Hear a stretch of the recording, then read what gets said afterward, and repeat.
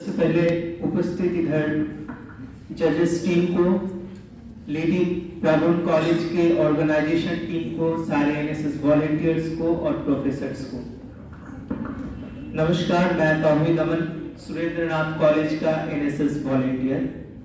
सबसे पहले प्रधानमंत्री श्री नरेंद्र मोदी जी का जो पंच प्राण है, ये है 2047 में कैसा भारत होगा, इसका उड़ान।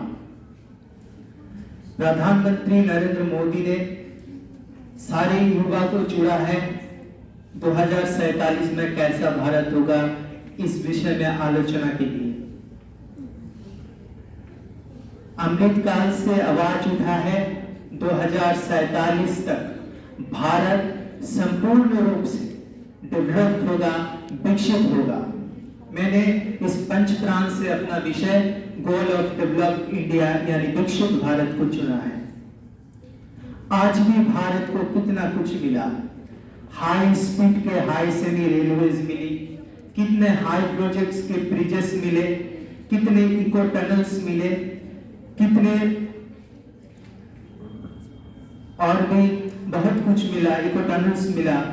बीते 10 वर्षों में भारत 10वें आर्थिक स्थिति से 5वें आर्थिक स्थिति पे आया है और बीते 10 वर्षों में 25 करोड़ भारतीय गरीब रेखा से ऊपर आए। ये बहुत गर्व की बात है। भारत जिन लक्ष्यों की कभी कल्पना भी नहीं कर सकती थी, आज खुद से पूरा कर रहा है और पूरा विश्व उत्सुकता से जानने के लिए है जो भारत 2047 तक कैसा होगा, एक ग्लोबल पावर होगा। इसमें 2047 तक भारत संपूर्ण रूप से डेवलप होगा। आगे हम डिजिटल बात की कल्पना भी नहीं कर सकते थे, पर आज भारत डिजिटल सारे सुविधा से उपलब्ध से जुड़ चुका है, डिजिटल बैंकिंग सिस्टम से और डिजिटल सारे सुविधा से जुड़ चुके हैं। भारत खुद के सामरिक सशस्त्रों को भी खुद से संपूर्ण कर रहा है।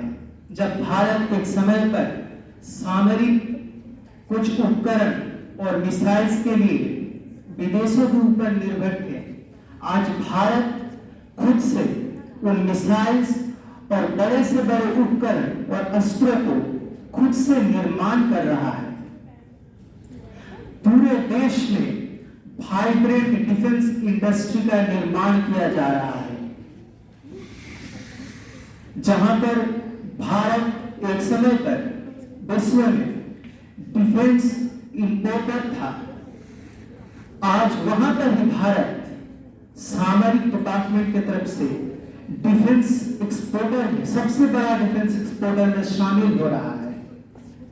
मैं विकसित भारत को लेकर अटल बिहारी वाजपेयी जी का कुछ बात बोलना चाहूंगा।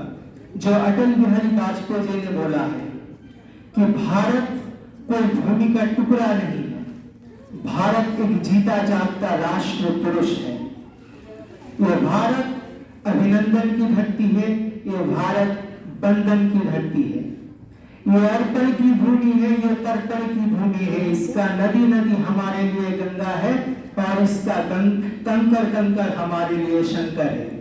हम जिएंगे तो इस भारत के लिए और मरेंगे तो इस भारत के लिए, और मरने के बाद गंगा जल में बहती हुई अस्थियों को कोई कान लगा के सुने तो उससे भी आवाज निकलेगा, भारत माता की जय, भारत माता की जय।